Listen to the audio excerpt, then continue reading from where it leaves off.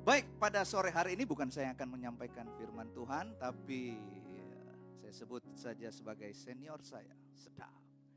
Bapak Pendeta Dr. Heinze Kopstan dan segala gelarnya di belakang, maafkan saya kalau saya tidak ingat semua. Kami persilakan, mari kita sambut dengan tepuk tangan yang meriah. Dipersilakan kepada Bapak Pendeta. Haleluya, terima kasih Bapak Peter yang luar biasa dan tim Praise and Worship. Ayo kita doa. Kami percaya firman-Mu ya dan amin. Nyatakanlah kuasa-Mu, biar kami mengenal isi hati-Mu dan kehendak-Mu. Dalam nama Tuhan Yesus Kristus. Yang percaya katakan, amin. Shalom. Silakan duduk. Puji Tuhan. Ya. Oke. Selamat Natal, selamat menyongsong tahun 2025. Apakah sudah ada resolusi di tahun 2025? Aha. Belum ada? Atau mengalir saja? Ya. Mengalir bersamamu, begitu ya. Oke, hari ini tema khotbahnya adalah beriman menatap hari esok.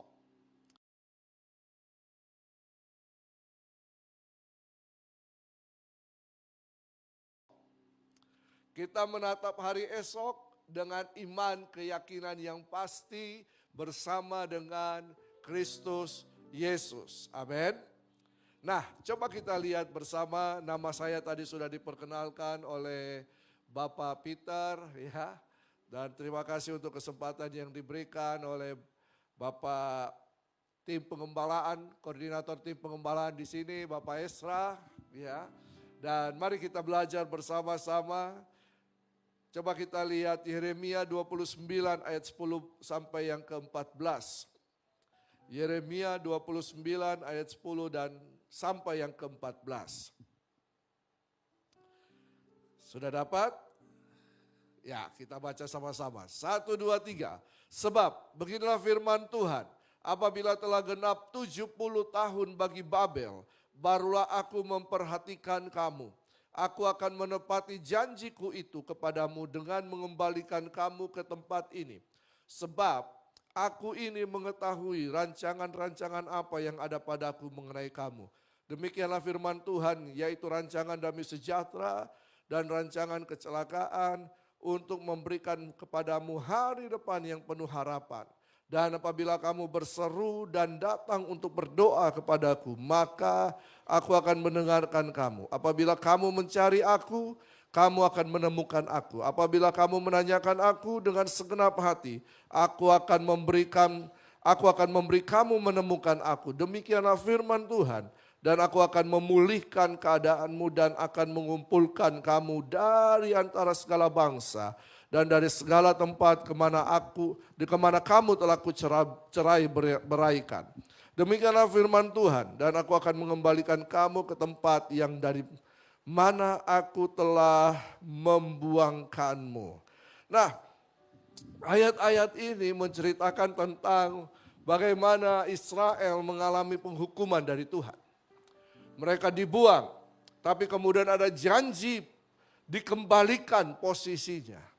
Lalu kemudian ayat yang ke Yeremia 29 ayat yang ke-11. Aku ini mengetahui rancangan-rancangan apa yang ada padaku mengenai kamu. Demikianlah firman Tuhan. Yaitu rancangan damai sejahtera. Bukan rancangan kecelakaan. Untuk memberikan kepadamu hari depan yang penuh harapan. Isu masa depan, isu anak muda. Betul apa betul? Apa yang akan terjadi di masa depan? Bagaimana nanti kehidupan saya di masa depan? Dengan siapa nanti saya akan menikah atau hidup bersama di masa depan? Pekerjaan yang akan saya lakukan di masa depan. Bagaimana nanti? Dan hal ini banyak menimbulkan kekhawatiran, ketakutan. Ada yang takut masa depan di tempat ini? Tidak? Yang tidak takut masa depan? Tolong angkat tangan. Ada? Yang tidak angkat tangan. Kenapa kalian? Ya, nah makanya biasanya ada yang namanya horoskop kan, betul? Ya, siapa di sini yang suka lihat horoskop? Ya, ramalan perbintangan, ramalan akan masa depan. Ada yang suka lihat? Atau itu sudah ketinggalan? Halo? Everybody home? Ada yang suka lihat? Jujurlah, tidak apa-apa. Tidak, puji Tuhan kalau tidak. Haleluya. Ya. Tapi kemudian mereka mempertanyakan tentang masa depan. Gimana nanti masa depan? Perhatikan baik-baik. Kekhawatiran, ketakutan, itu ternyata sesuatu yang belum terjadi. Kenapa kita takut, kita khawatir akan masa depan? Karena kita tidak punya kuasa untuk mengendalikan masa depan. Kalau kita punya kuasa untuk mengendalikan masa depan, kita tidak akan takut. Betul apa betul?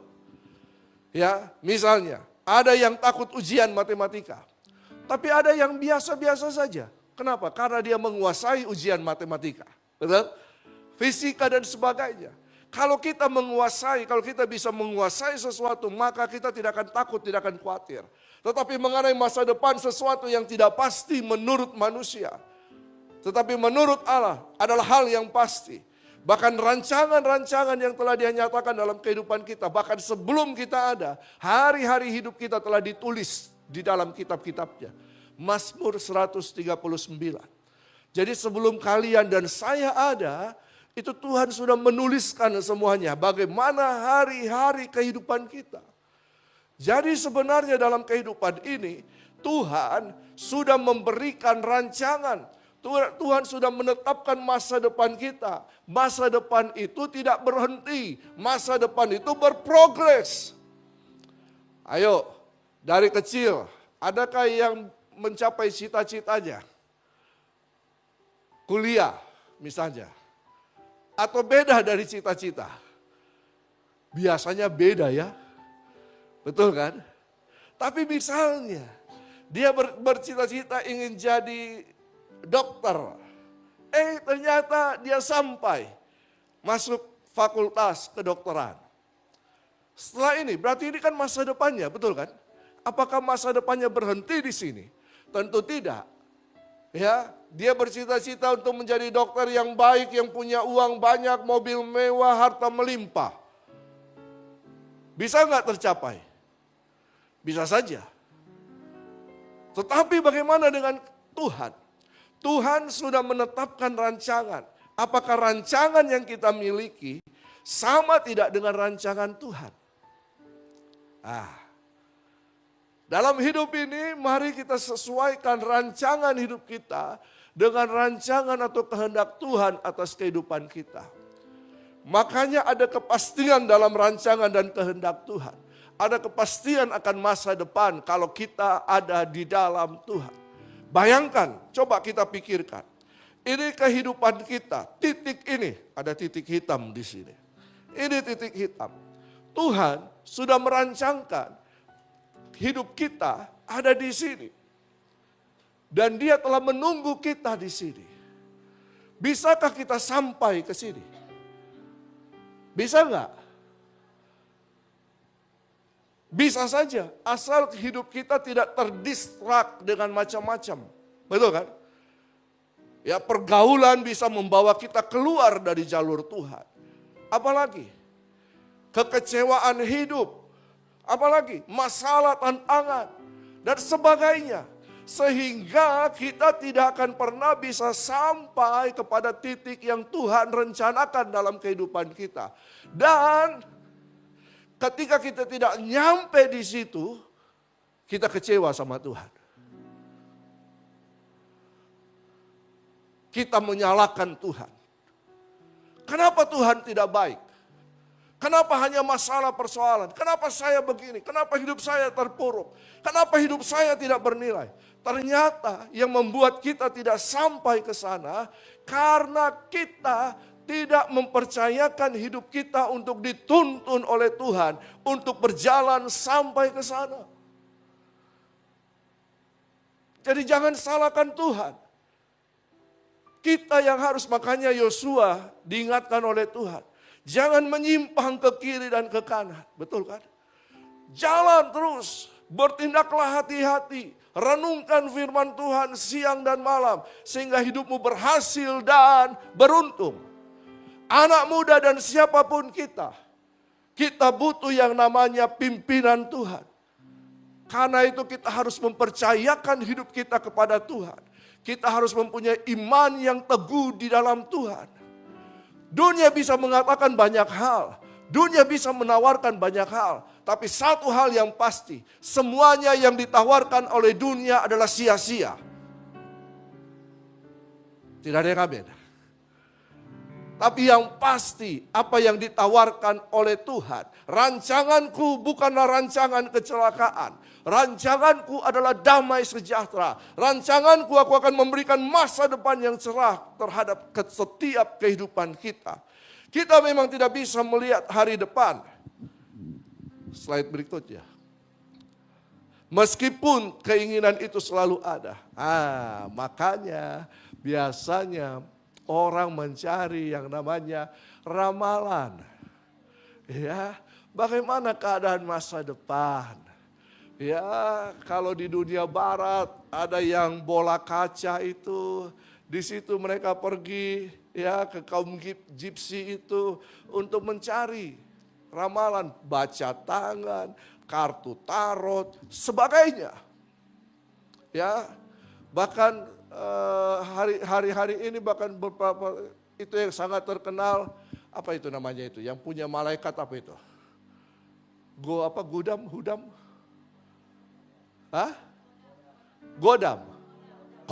Kodam. Kenapa manusia cari kodam? Ya. Kenapa banyak anak muda cari kodam?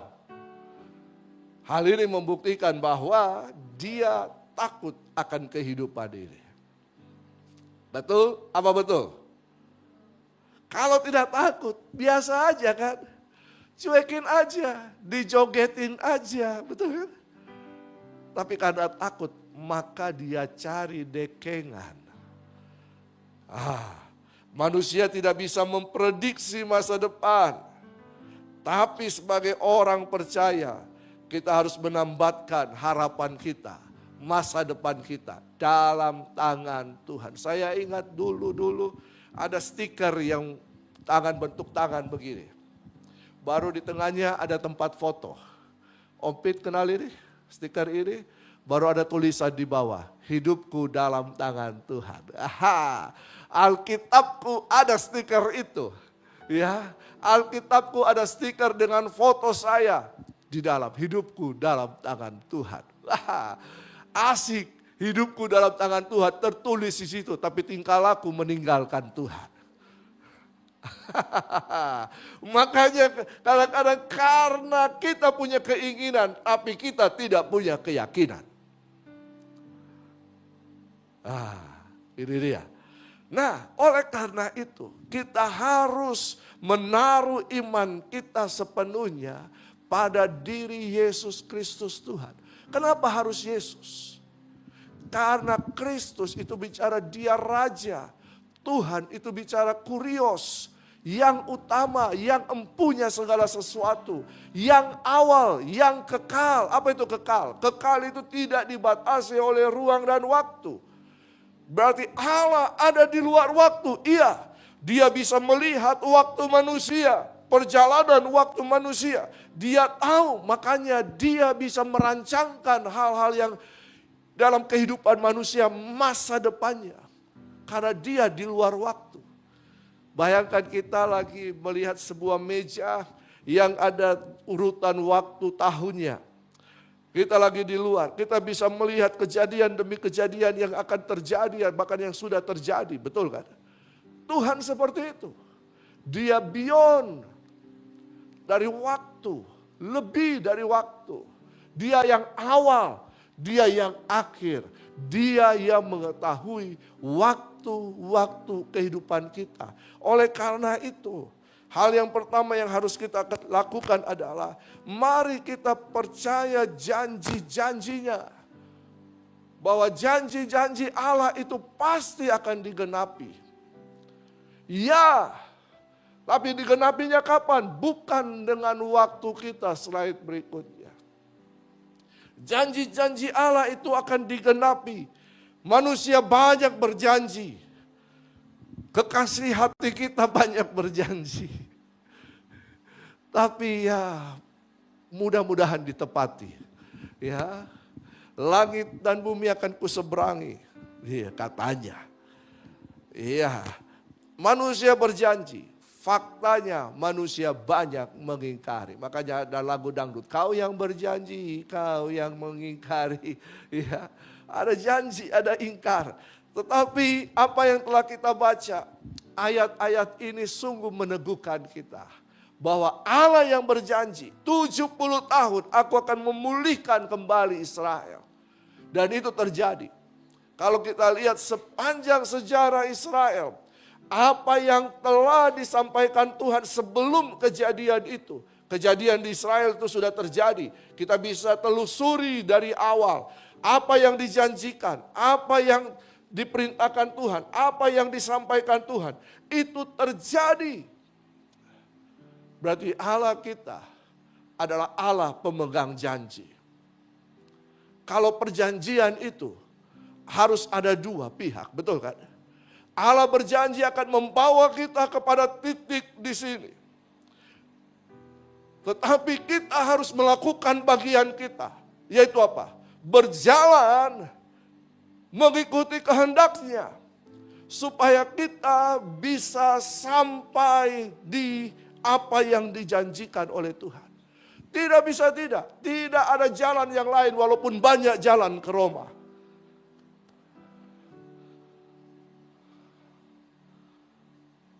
Amin. Hanya ada satu jalan ketaatan. Apakah kita tidak bisa kuliah? Apakah kita tidak bisa kerja? Silakan. Tapi hal yang penting adalah kita taat kepada Tuhan, kepada kehendak Tuhan, berjalan dalam janji-janji Tuhan, sehingga kita meraih apa yang Tuhan janjikan. Jangan menyimpang ke kiri dan ke kanan. Bisakah kita menyimpang? Bisa saja. Tapi kalau kita menyimpang harus sadar, kembali lagi. Amin. Minta Tuhan pimpin kita. Bahwa Tuhan adalah pemegang janji. Dia adalah Allah yang setia. Dia berjanji, dia pasti akan menggenapinya. Bahwa hidup kita ini dimulai karena ada janji Tuhan. Ada janji Tuhan. Bahkan waktu manusia diciptakan, ada janji Tuhan. Ada perjanjian yang Tuhan buat antara Tuhan dan manusia. Manusia hanya penerima janji. Tuhan pembuat janji. Manusia pelaksana janji itu. Baca Alkitab. Renungkan. Pegang janji Tuhan. Janji Tuhan itu ya dan amin. Mungkin akan ada badai kehidupan, itu biasa, katakan biasa. Badai kehidupan itu biasa, katakan. Yang penting tetap kita pegang Tuhan, kita dipegang Tuhan. Amin. Itu adalah hal yang luar biasa. Yang kedua, kenapa kita harus punya iman terhadap masa depan? Karena Tuhan itu yang menyatakan bahwa hidupmu akan penuh dengan damai dan sejahtera. Kenapa Tuhan sampai bisa menyatakan demikian? Sebab Dia adalah Tuhan yang memberikan damai sejahtera. Natal, kita banyak disampaikan tentang berita-berita damai sejahtera. Sampai Natal di tahun 2024 ini. Itu diambil dari Lukas pasal yang kedua, betul kan? Di mana malaikat Tuhan datang kepada para gembala. Dan menyatakan, jangan takut, aku akan memberitakan kesukaan besar bagi seluruh bangsa. Lalu kemudian terdengarlah suara nyanyian bala tentara surga. Kemuliaan bagi Allah di tempat yang maha tinggi, betul kan? Dan damai sejahtera di mana? Di bumi.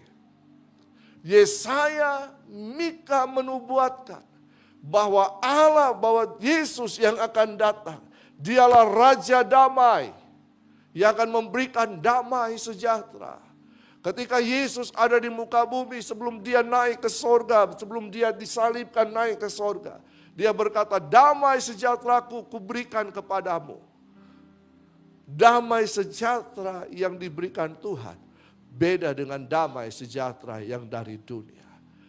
Dunia KW, yang ini asli. Katakan, yang dari Tuhan itu asli. Ya, coba katakan kiri kananmu, hei, damai sejahtera yang dari Tuhan itu asli. Yang dunia itu KW. Aha. Jadi, kita harus percaya. Karena dialah sang pemberi damai sejahtera. Ketika kita menghadapi perjalanan untuk memenuhi janji Tuhan, penggenapan janji Tuhan, kan akan ada banyak masalah, betul kan? Akan ada banyak tantangan, ada gejolak hati, kegalauan jiwa, apalagi kefrustasian hidup. Tapi kalau ada damai sejahtera, apa itu arti damai sejahtera? Tenang di dalam segala badai kehidupan. Suatu kali ada pelukis, lomba lukis tentang damai sejahtera. Oh, banyak yang melukiskan keadaan yang tenang, laut yang tenang, pohon-pohon, kicauan burung, keindahan. Tapi ada satu yang melukiskan.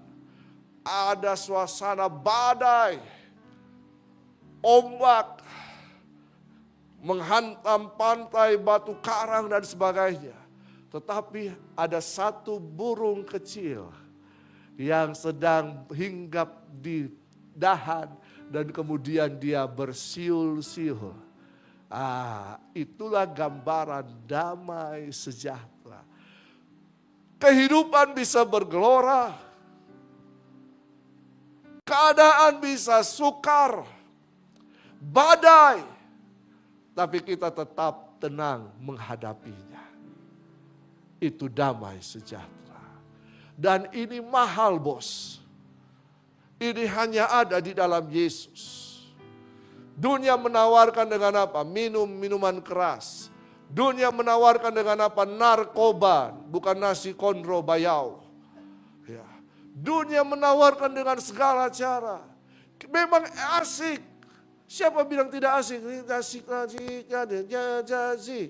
enak, fly, enak. Tapi setelah itu, akankah berakhir? Akankah hilang?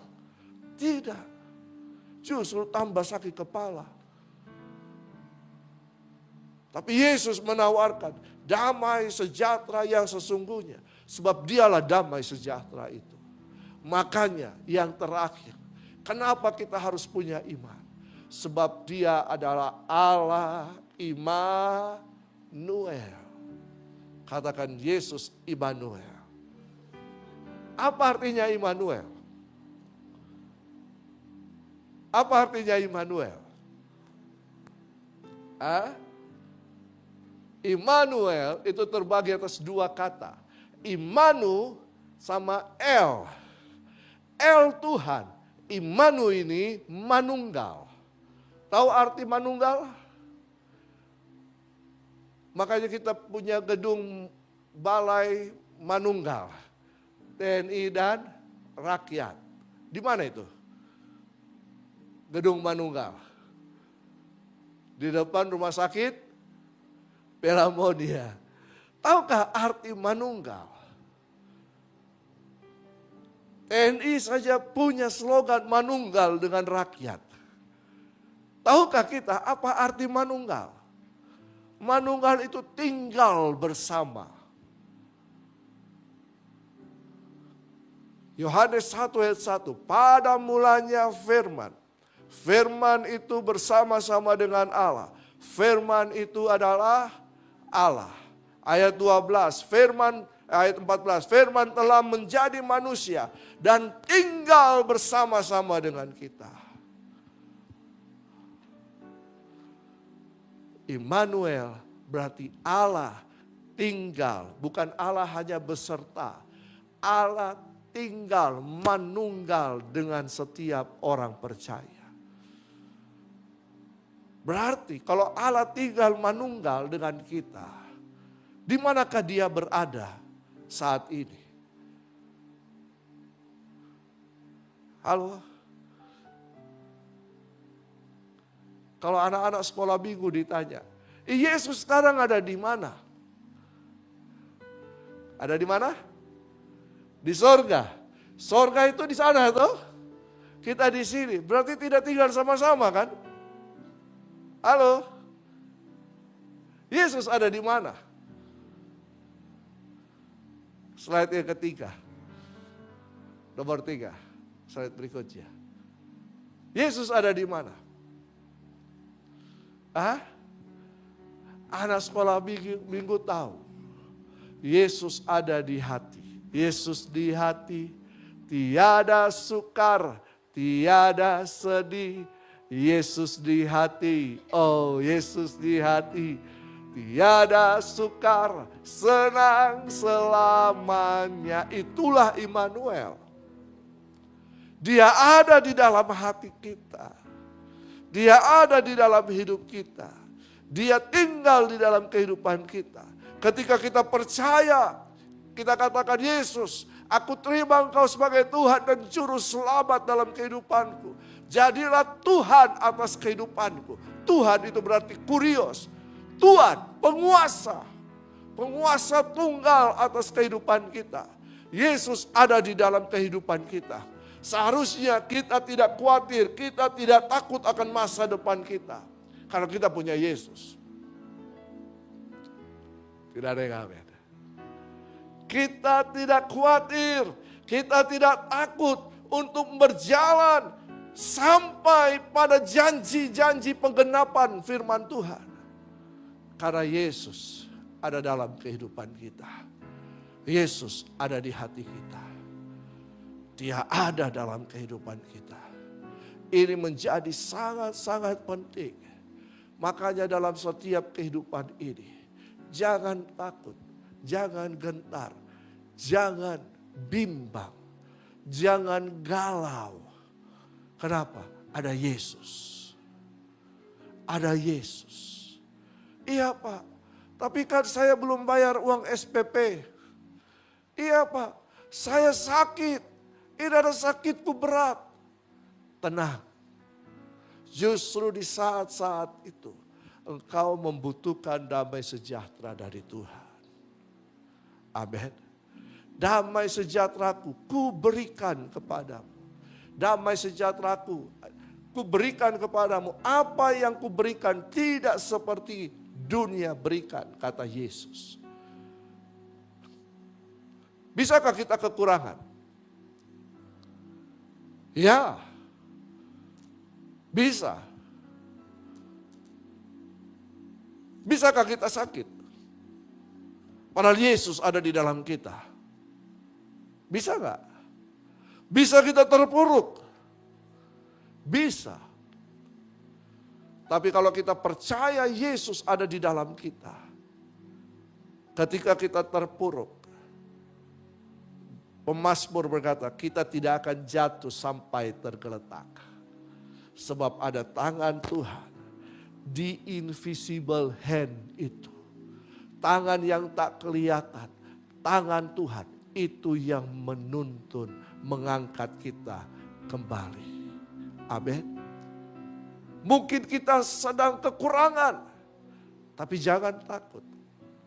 Justru di saat-saat itu, Tuhan sedang menguatkan tulang-tulang kerohanian kita.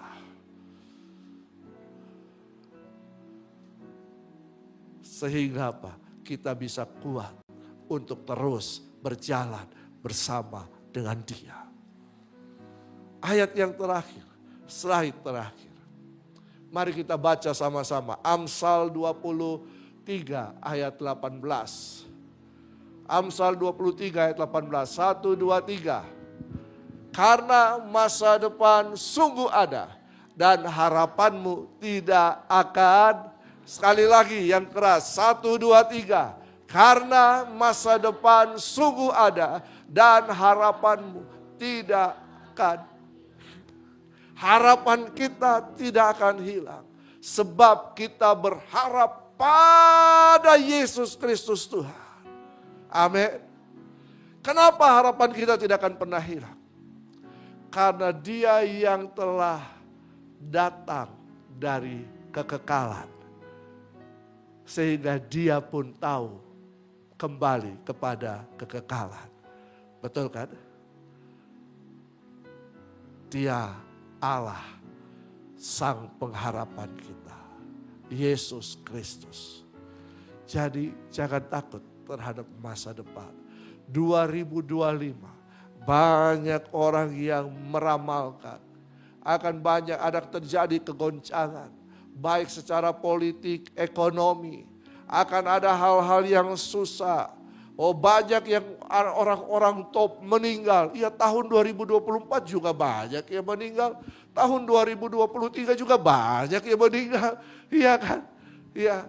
Tapi jangan takut, jangan khawatir. Katakan, saya tidak khawatir. Saya tidak takut. Sebab saya punya Yesus Kristus Tuhan. Amin.